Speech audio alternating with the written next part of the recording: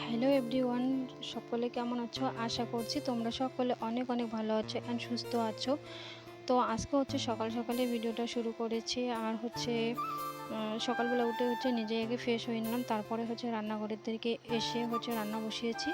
কারণ হচ্ছে যেহেতু আমার হাজব্যান্ড একটু দূরেই কাজ করছে, তো সেই ক্ষেত্রে সে দুপুরবেলা কিন্তু খেতে আসে না। তো আমার হচ্ছে তার জন্য সকাল সকালে উঠতে হয়, কারণ রান্না বান্না করি সে হচ্ছে খেয়ে আবার নিয়ে যায়।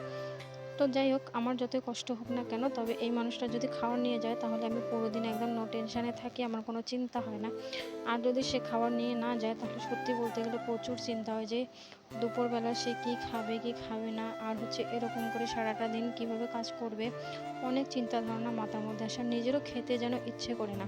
আর এমনিতেও আমার হাজব্যান্ড দূরে কাজ করলে দুপুরে যদি খেতে না আসে তাহলে আমারও খাওয়া দাওয়া ঠিকঠাক হয় না, কারণ এটা একটা অভ্যাসে পরিণত হয়ে গিয়েছে। আর সংসার জীবনে ছোট ছোট অভ্যাসগুলোই কিন্তু বলতে গেলে জীবনে অনেক সুখ এনে দেয়। তো হাজব্যান্ডের সঙ্গে একসঙ্গে খেতে এটা একটা অভ্যাস হয়ে গিয়েছে, তাই হচ্ছে সে না থাকলে আমিও না খেয়ে ওরকম করে 4.5 দিন পড়ে থাকি। তো যাই হোক, ওইদিকে হচ্ছে আলু এবং টমেটো, শুটকি মাছ এইসবের তরকারি একটা করছিলাম, তারপর ওইদিকে ঢেঁকি শাকের ভাজিটাও বসিয়ে দিয়েছি। তারপর এই যে বাসনপত্র ধুয়ে রেখেছি সেগুলোও গোছগাছ করে রেখে দিচ্ছি, কারণ হচ্ছে আমার আবার রান্না বসিয়ে দিয়ে চুপচাপ বসে থাকতে একদম ভালো লাগে না। মনে হয় ওই টাইমটা যদি অন্য কোনো কাজে লাগাই তাহলে হয়তো অনেক ভালো হবে। তো যাই হোক, দেখতে পাচ্ছ ওইদিকে হচ্ছে বাসনপত্রগুলো গুছিয়ে নিয়ে তরকারিটাও কমপ্লিট হয়ে গিয়েছে। তোমাদের কাছে কেমন লাগলো অবশ্যই জানাবে।